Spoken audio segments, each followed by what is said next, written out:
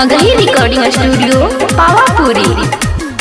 छौड़ी करो हखिन खरा तू तयापन होके होके, छौड़ी करो हखिन खरा तू तयापन होके होके, हे गे अपन होके होके तयाई लभयू ओके ओके, आज रात के अइबौ ठोके तयाई लभयू ओके ओके, आज रतिया में अइबौ ठोके।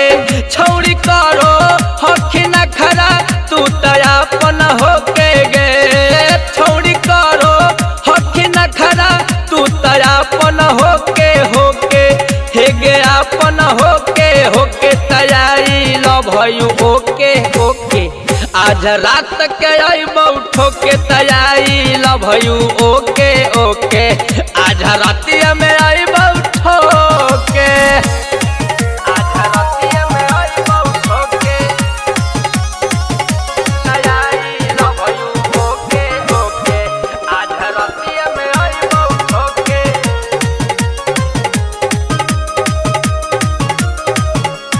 एगे हदे के हमरो जतोरा करबौ पर पोजगे, सपना में आबौ रोजे से कसी तोरा पोजगे।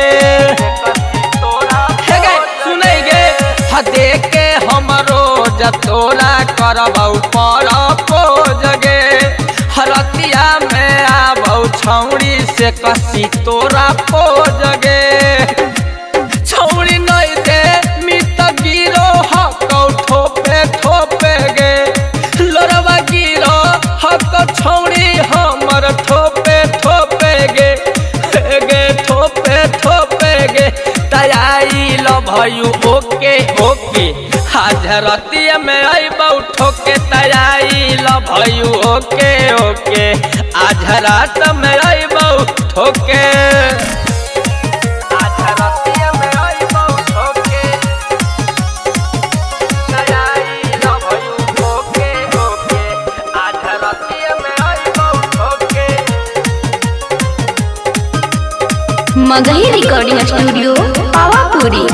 कुंदन बिहारी ही औ तोरे ताला भर गे, पप्पू और टिंकू लावे गेलो हे कभर गे, हे गे कुंदन बिहारी ही औ तोरे ताला भर गे, टिंकू आरिया लावे गेलो हे कभर गे।